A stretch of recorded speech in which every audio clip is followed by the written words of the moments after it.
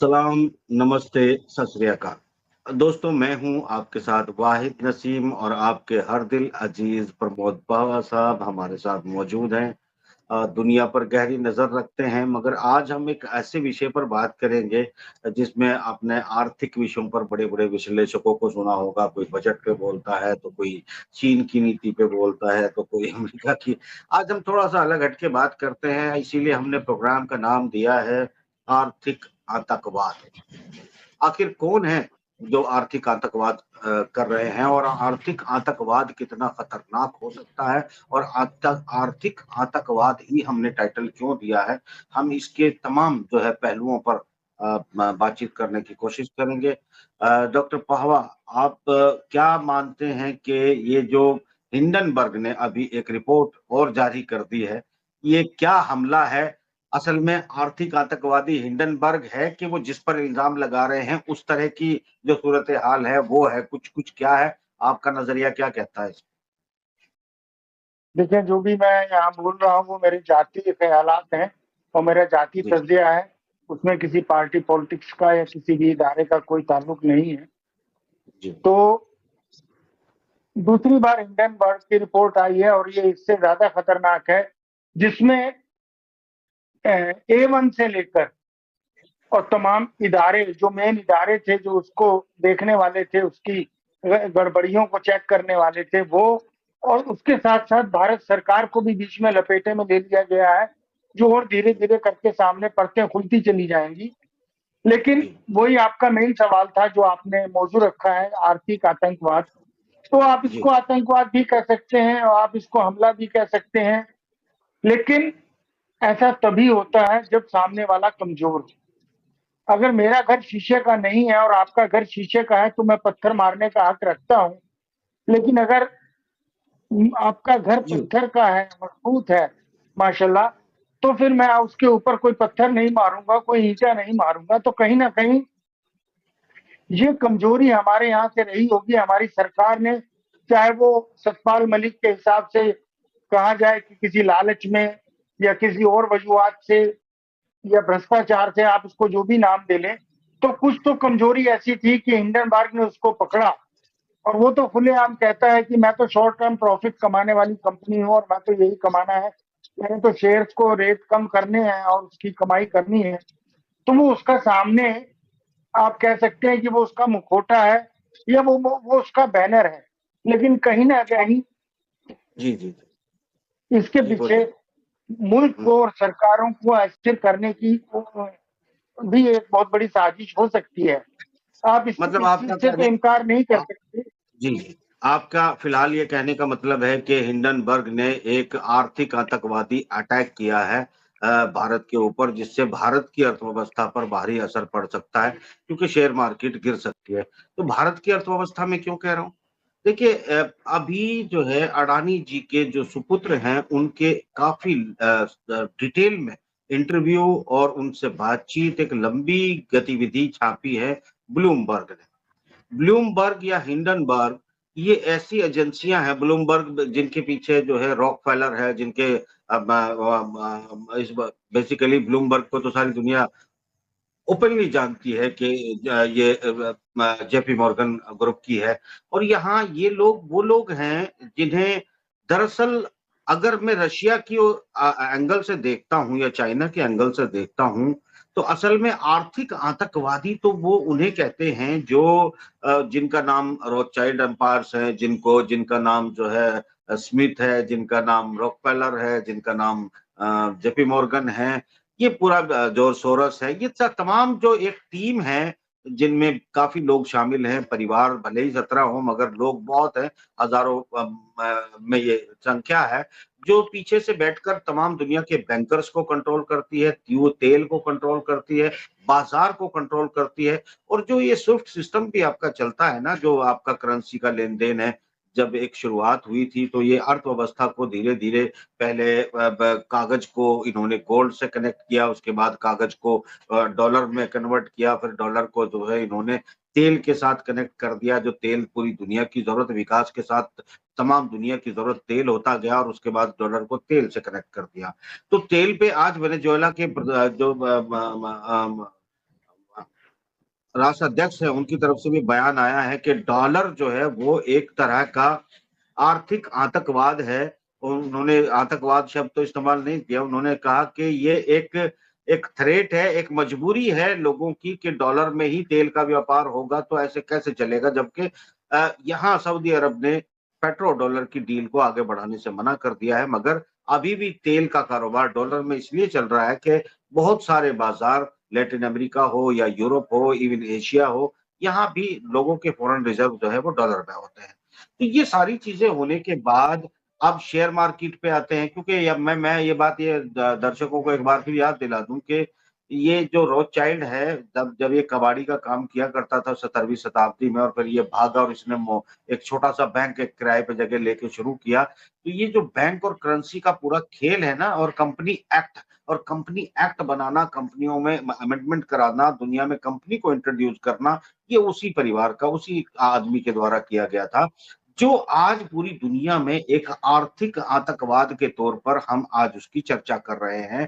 तो पावा साहब, मैं आपसे ये पूछना चाहता हूं कि ब्लूमबर्ग जब इंटरव्यू लेती है अडानी परिवार के बच्चों का, तो यहाँ पर यह खुलासा किया उन्होंने बाकायदा, इसी हफ्ते की मैं बात कर रहा हूं जो गुजरा है, इस हफ्ते के अंदर बहुत बड़े कई सीरीज में आर्टिकल है जिसमें वो ये कह रहे हैं कि 2030 तक अडानी अपनी संपत्ति को, अपनी तमाम प्रॉपर्टी और कंपनीज को अपने बच्चों के नाम ट्रांसफर कर देगा और अपने रिश्तेदारों के नाम ट्रांसफर कर देगा।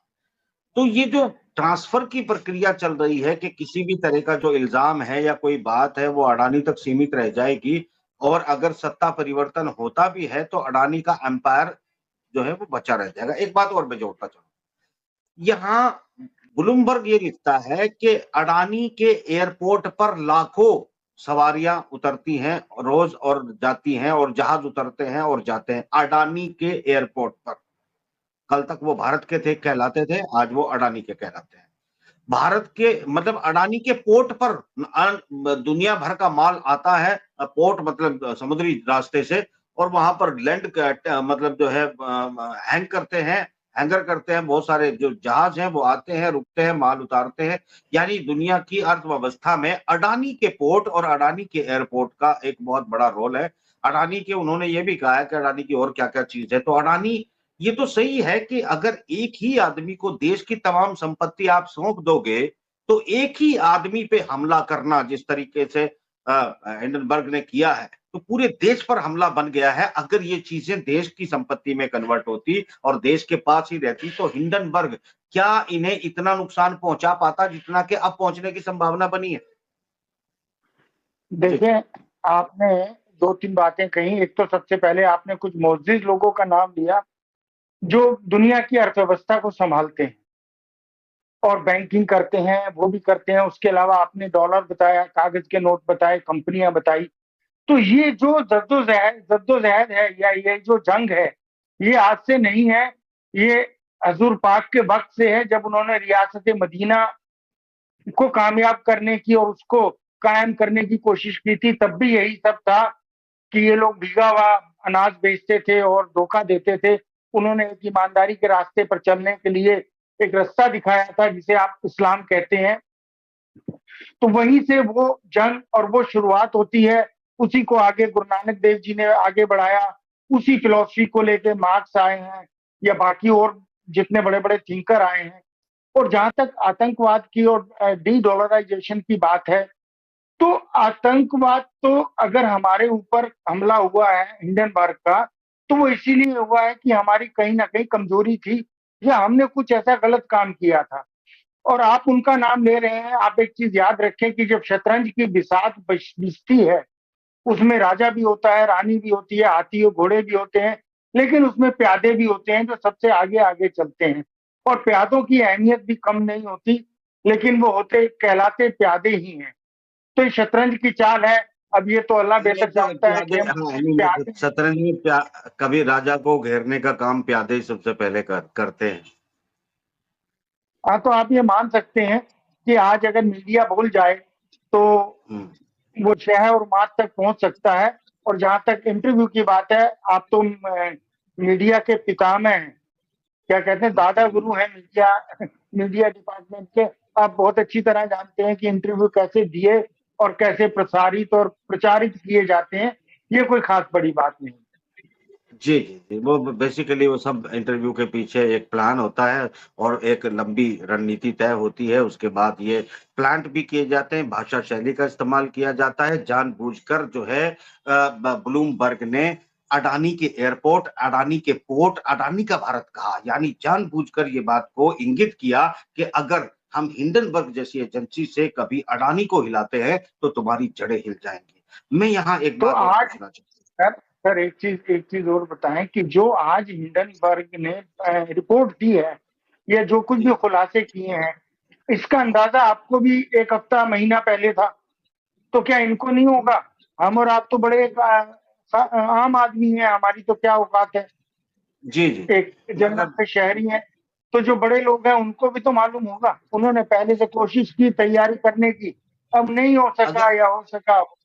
नहीं, नहीं, नहीं, मैं ये समझता हूँ पापा साहब कि आपने और हमने बरसों बरस से बहुत सारी बातें ऐसी की है। अगर आप ये मानते हैं कि इन्हें सब कुछ जानकारी थी या इनके पास बहुत कोई विज़न है या फिर ये बहुत दूर का कैलकुलेट कर सकते हैं, तो बड़े दुःख के साथ मुझे कहना पड़ रहा है कि असल में हमारे यहाँ जो एग्ज़ीक्यूशन सिस्टम जिनके हाथों में है, वो मिनिमम अक्ल के मालिक हैं, मिनिमम अक्ल के मालिक हैं। उसकी वजह बताता हूँ, सबूत के साथ बताता हूँ। देखिए, हमारे प्रधानमंत्री साहब ने बड़े ज़ोर-शोर से ढोल पीटा और ये तथाकथित मीडिया जो ऑलरेडी जिनके बारे में हिंडनबर्ग जो है वो खुलासा कर रहा है और जिनके बारे में ब्लूमबर्ग लिख रहा है, ये उन्हीं लोगों का बचा है। अब इस देश में मैक्सिमम मीडिया 2 ही परिवारों के पास है। अब उनका बार-बार नाम लेना ज़रा ठीक नहीं है क्योंकि उनका नाम लेने से तो लोकसभा के स्पीकर भी अपनी सीट से खड़े हो जाते हैं, अगर कोई नाम ले दे और पूरी तरह तमतमा जाती है पूरी हमारे सदन, तो इतना आसान नहीं है इन लोगों का नाम लेना। तो खैर रोथशाइल्ड जैसे लोगों का हम इंटरनेशनली नाम ले सकते हैं, हम पुतिन को लताड़ सकते हैं, हम ट्रंप को और ब बाइडेन को लताड़ सकते हैं, मगर ये नाम इस देश में बड़े रिस्पेक्टेड हैं। आप लोकसभा में आपका नेता प्रतिपक्ष को भी जो है सँभल के बोलना पड़ता है, ये इतनी बड़ी ताकत है। तो इतनी बड़ी ताकतों की जो प्याज खुदाई है वो हिंडनबर्ग ने कर दी है। तो प्याज खुदाई जो है वो हो रही है इन 2 ताकतवर लोगों की और इसके बहाने खुद रहा है पूरा देश। मगर इसके पीछे में जो कहना चाहता था प्रधानमंत्री जी वाली बात वो क्या है? लुक एट ईस्ट नीति के बड़े शोर में आपने सुना होगा। लुक एट ईस्ट नीति का बड़ा शोर सुना होगा, अखबारों ने लिखा, बड़े-बड़े वो पत्तलकार बैठे होते हैं टेलीविज़नों पर, मतलब पता नहीं कौन से पागलखाने से भागे हुए लोग हैं। हम जो है का क्या इस देश का बना दिया है कि जितने जाहिल लोग हैं, उनको सबको लाके मीडिया में खड़ा कर दिया है, जिनको मतलब क्या बोलूँ, क्या नहीं पता होता है। अब मैं लुक एट ईस्ट नीति का नतीजा बता रहा हूँ, उसी से आपको हिंडनबर्ग और आर्थिक आतंकवाद और आतंकवादी कौन, इसका फैसला तुम्हें करना होगा दर्शकों। मगर हमर पावा साहब जो बात कर रहे हैं, वो ये कर रहे हैं कि वो लुक एट ईस्ट नीति जिसका बड़ा शोर मचा था, जो अमेरिका से ही गिफ्ट में लेके आई गई थी। उस नीति का नतीजा क्या है? किसी ने कान में बोल दिया लुक एट ईस्ट। हालाँकि मनमोहन सिंह ने लुक एट ईस्ट की नीति को अपनाते हुए सार्क को और हमारे जो पुराने तटस्थ खेमे के लोग थे, उनको ज़िंदा करके अपने बाज़ार को बड़ा करने की नीति थी। अब इनको तो वो है कि कोई शब्द इनके कान में बता दे, मतलब इनको पता हो, ना इनके कारिंदों को पता हो, ना इनके सेक्रेटरीज़ को पता हो, तो एक अजीब से मतलब आँखों में पट्टी बँधे हुए और कानों में डाँट लगे हुए लोग और उसके बाद भी मस्त हाथी की तरह चलने वाले लोगों में अब मैं म क को क्या-क्या अकल देंगे? हम अकल-वकल कुछ नहीं दे रहे हैं ना, हम कोई अ, ब ब ब कोई ब बहुत बड़ा काम कर रहे हैं ऐसा कि हम हमसे कोई फ़ायदा हो जाएगा क्योंकि जो नहीं समझ सकता मोटी बात, वो बहुत बारीक बात तो समझ ही नहीं सकता और अमर पावा साहब तो इतनी बारीक बात करते हैं कि इनको 3 जन्म लगेंगे उसको समझने में ही। मगर फिर भी हम एक बात कर लेते हैं। पावा साहब बात ये है लुक एट ईस्ट नीति पर आता हूँ। ईस्ट में आपका नेपाल है, भूटान है, आपका बांग्लादेश है, आपका श्रीलंका है, आपका इंडोनेशिया है, आपका मलेशिया है। फिलीपींस तक भी आप जा सकते हैं, वियतनाम तक भी आप जा सकते हैं। अब आपको मैं ये एक बात बताता हूँ, सीरीज़ में आते हैं। सीरीज़ में हम आते हैं कि आज हमारे संबंध नेपाल के साथ खराब हैं, लुक एट ईस्ट नीति। उसके बाद भूटान से बहुत अच्छे संबंध नहीं है, लुक एट ईस्ट नीति। उसके बाद हमारे पड़ोस में श्रीलंका में हम कुछ नहीं कर पाते, चीन अपने अड्डे बना लेता है, उसके बाद वहाँ पर कू हो जाता है, जनता सत्ता उखाड़ के फेंक देती है, वहाँ के राष्ट्रपति के गद्दे पे एक मामूली आदमी बैठकर जो है वो अपनी मूंछों को ताव देता है, इतनी स्थिति खराब हो जाती है, हम उसमें कुछ नहीं कर पाते, लुक एट ईस्ट नीति। मालदीव जैसा छोटा-सा टापू जो हमारे दक्षिण के कॉर्नर पर मौजूद है, जिसके हम अगर नज़दीक ना हो तो ज़मीन उनको देखना मुश्किल हो जाए, हज़ारों हजार किलोमीटर से पहले उनके पास कोई ज़मीन तक मौजूद नहीं है। उन्होंने हमारी सेना को बाहर निकाल निकाल दिया, हालाँकि वो दक्षिण में है मगर वो part of the look at east नीति। और ताज़ा वाकया आपका बांग्लादेश का है, यानी कि आप इंडोनेशिया से आपके संबंध खराब, मलेशिया से आपके संबंध खराब। आपको पता है कि यहाँ के लोगों ने जो है वो जो पाम ऑयल आता है उसको लेने से मना कर दिया एक बयान के ऊपर, और यहाँ पर एक एक एक तरफ लुक एट ईस्ट नीति कि हम इसको अपने साथ जोड़कर अपनी अपनी जो एक संप्रभुता है भारत की, उसे भी आगे बढ़ाएँगे, दुनिया के साथ कनेक्ट करेंगे और दुनिया पर हम बड़े भाई की तरह रूल करेंगे। दूसरी तरफ अंदर बैठकर यही तथाकथित पत्तलगार जो अपने आप को कहते हैं, भीड़ दुनिया भर की, पागल खाने से भागे हुए लोग, इन्होंने शोर मचाया, मचने दिया, क्योंकि उनकी वाह-वाह, वो एक बात कहते हैं, प्रधानमंत्री जी की जय हो, और प्रधानमंत्री की, महामहिम प्रधानमंत्री जी की जय बोलने के बाद वो फिर इस देश के खिलाफ जो कुछ माहौल बन सकता है वो बनाते हैं। इसके नतीजे भी भुगतने पड़ेंगे, वो उसका भी इंतज़ार करें। मैं दर्शक मुझे भी थोड़ी देर में गाली देंगे, क्योंकि मैंने काफ़ी बकवास कर ली, पावा साहब को मैं बोल नहीं रहा हूँ। तो मैंने ये कहने का, मैं बोलने नहीं दे रहा। पावा साहब, मैं ये कहना चाहता हूँ कि ये लुक एट ईस्ट नीति थी, जहाँ प्रभु की दृष्टि पड़ी, वहीं संबंध खराब हो गए। जहाँ प्रभु की दृष्टि पड़ी, वहीं विनाश हो गया। आखिरकार ये इतने महान कैसे हैं, और ये लुक एट इस नीति नीति का क्या हुआ? और जबकि इसमें एक और चीज़ आप कनेक्ट कर सकते हैं कि यहाँ कौन आया और वो यहाँ भी आके गया, और लुक एट ईस्ट नीति के साथ हिंडनबर्ग और ब्लूमबर्ग को जोड़ते हुए और अडानी को जोड़ते हुए आप बड़े क्लियर कर सकते हैं कि जो थ्रेट थी किस लिए थी, और कौन आदमी था जो इन सारे मामलों में कनेक्टेड है। अब आप बताएं। देखिए साहब, ऐसा है, आपके पड़ोस में मस्जिद है, उसमें अजान होती है और एक लाउड स्पीकर मीनार के ऊपर लगा होता है और माइक जो है इमाम साहब के सामने होता है। अजान इमाम साहब पुकारते हैं, लाउड स्पीकर से आवाज आती है। कुछ ऐसा ही हमारे इंतहाई काबिल एहतराम वजीर आजम साहब हैं, वो ऊपर वाले लाउड स्पीकर हैं जो मीनार पे नजर आते हैं, लेकिन उनके पीछे कौन माइक में बोल रहा है वो इमाम साहब ना हमें नजर आते हैं, हम तो वैसे भी मस्जिद में नहीं जाते। तो और जहां तक दूसरी आपने बात कही कि जहां प्रभु की निगाह पड़ी, तो जनाब मैं तो मौलाई आदमी हूँ, मैं तो किसी के मनहूस होने पर और पनौती होने पे इन चीजों पर यकीन नहीं करता। मैं तो ये मानता हूँ कि अल्लाह सबसे बड़ा कारसाज है। खैर, ये ऐसा है सर, ये कोई नई बात नहीं है, ये इनकी पॉलिसी है, ये आरएसएस की पॉलिसी मैं मानता हूँ। जब अटल बिहारी वाजपेयी की सरकार बनी थी तो उन्होंने गुट निरपेक्ष आंदोलन को खत्म कर दिया था। और मैं एक और खुलासा कर दूं कि जब मनमोहन सिंह साहब यहाँ प्राइम मिनिस्टर थे तो हमारी बहुत अंदर खाने बात चल रही थी, जिसमें हम चाइना के बेल्ट एंड रोड में हिस्सेदार होने वाले थे। और उसमें यहाँ तक की बात हो गई थी कि जो पीओके से निकलती है वह हमारे सुरक्षा बल उसकी सुरक्षा देंगे। मतलब एक तरीके से इनडायरेक्टली हमारी फौजें, हमारे बूट वहां की जमीन तक पहुंचने वाले थे और पूरे जनूबी एशिया में, भारतीय उपमहाद्वीप में, साउथ एशिया में एक शांति और समृद्धि का एक नया युग शुरू होने वाला था। लेकिन देखिए, आपको अनफॉर्चुनेटली, एक सेकंड के लिए रोक दूं कि जब जिसका आपने चर्चा की है कि हमारे बूट जो है पीओके में पड़ने वाले थे, बेल्ट एंड रोड की सुरक्षा के नाम पर जो मनमोहन सिंह की बात चल रही थी, मैंने पावा साहब उस वक्त बाकायदा एक आर्टिकल लिखा था। आज तो हमारी और आपकी मेहनत से जियो पॉलिटिक्स पर इस देश में बात होने लगी है, चर्चा ही होने लगी है। मैंने वो उस टाइम में 2011-12 में, जब वो 12 और 13 का वक्त था, जब मैंने ये लिखा था, उस वक़्त के बूट पड़ने की बजाय हमारे बूट अगर पीओके में पड़े तो अगला काम क्या होगा, उस पर वो लिखा था। मैं उस वक़्त तो लोगों में उतनी बेदारी और उतनी समझ भी मौजूद नहीं थी कि मेरे इस भाषा को समझ लें।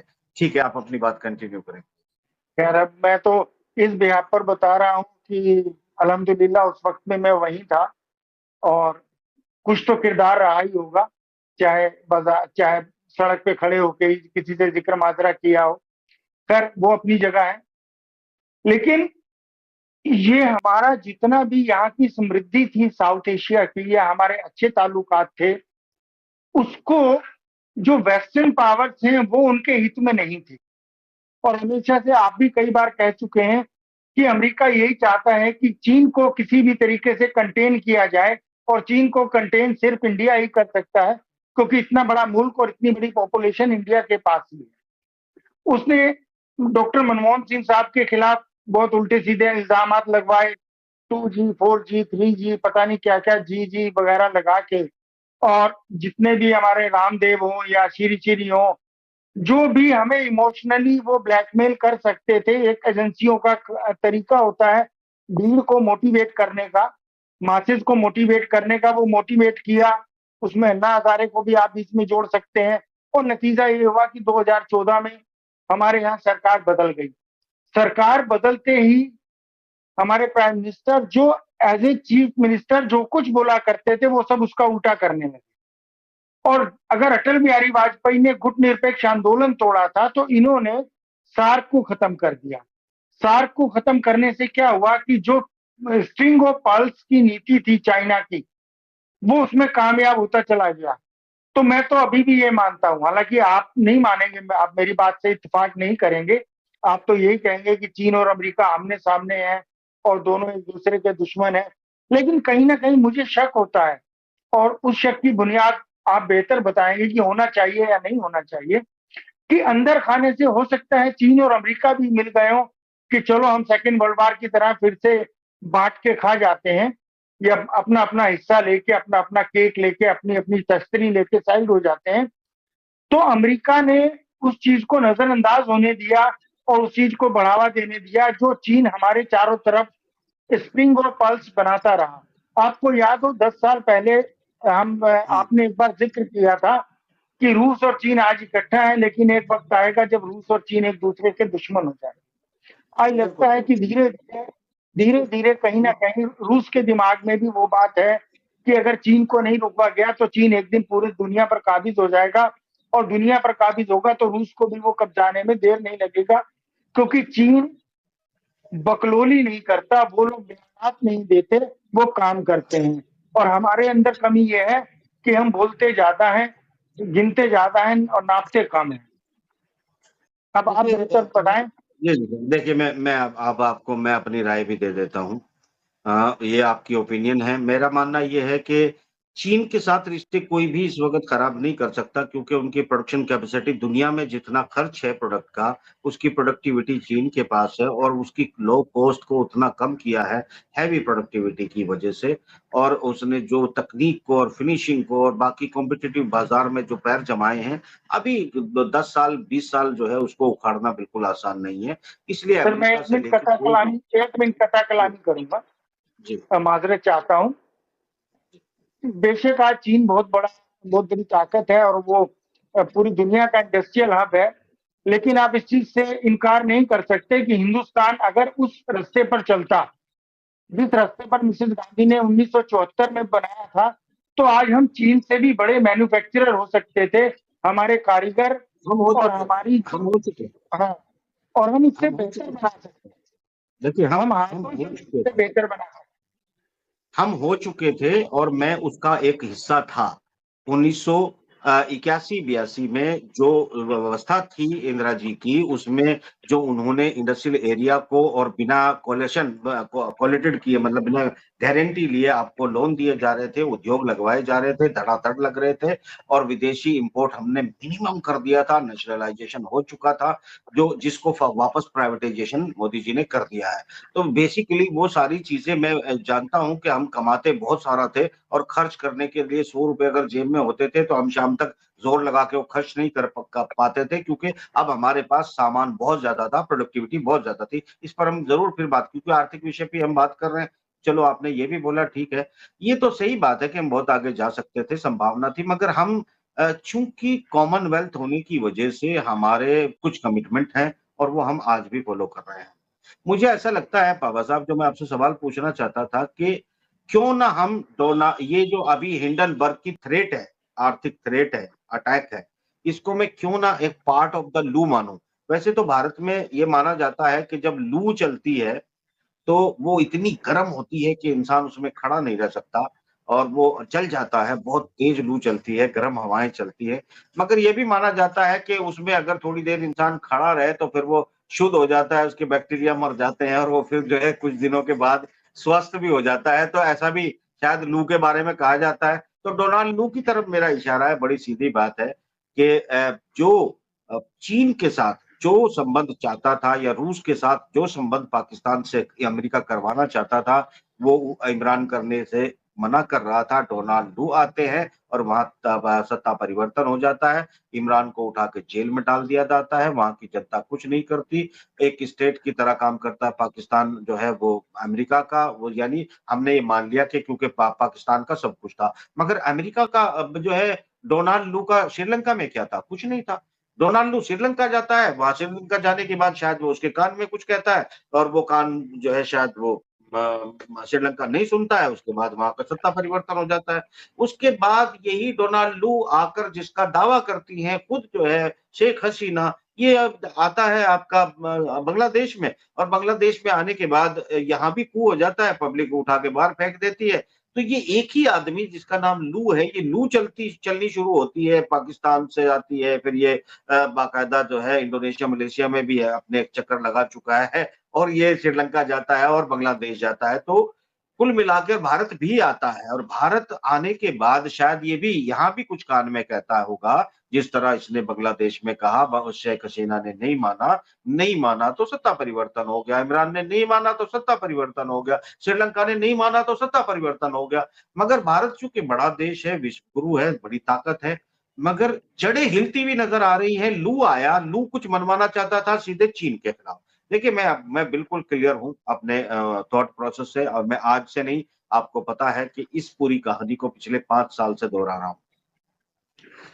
यहाँ भारत के एक लंबी सीमाएँ 3,500 से ज़्यादा किलोमीटर जो है चीन के साथ मिलती है। जिस तरह रूस को यूक्रेन के ज़रिए फँसा रखा है एक लंबे युद्ध में, उसी तरह चीन को उसकी इकोनॉमी को तोड़ने के लिए भारत को फँसाना चाहता है। पेंटागन का लिखित 10 बार बयान आया है कि हम भारत को चीन के खिलाफ स्ट्रैटेजी में इस्तेमाल करेंगे, कर रहे हैं नहीं कहा, कर सकते हैं नहीं कहा, करेंगे, यानी ही वाज़ कॉन्फिडेंट।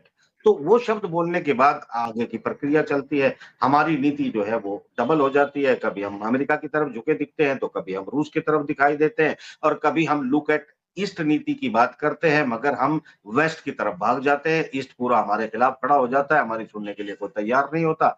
अब ये लू कनेक्शन जो है, लू कनेक्शन है क्या? ये लू चली, लू का जो है वो एसी में ज्यादा असर हुआ नहीं, इसलिए हिंडनबर्ग भी आ गया, ब्लूमबर्ग भी आ गया। क्योंकि बड़ी सीधी बात है, आरएसएस की थॉट बड़ी सीधी है।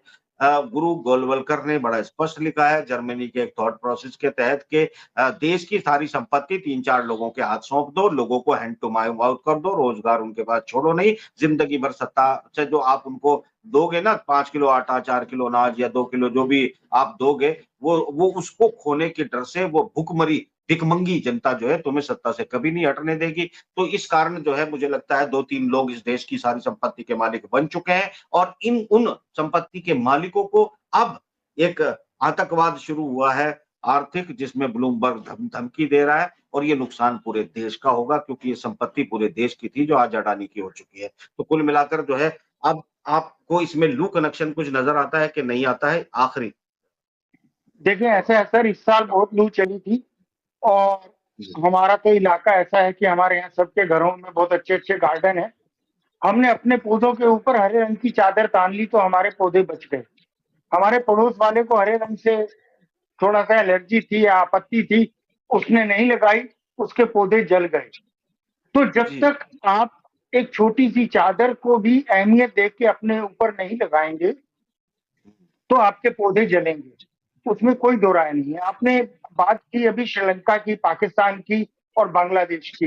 इन तीनों मुल्कों की सबसे बड़ी गलती क्या थी कि ये 2 कश्तियों में सवार होके चल रहे थे। ये खुश करना चाह रहे थे चाइना को भी पैसा लेके और खुश करना चाह रहे थे अमेरिका को भी, क्योंकि उसके दबाव में थे या उसके किसी लिहाज में थे या मॉरल प्रेशर था, जो भी रहा होगा।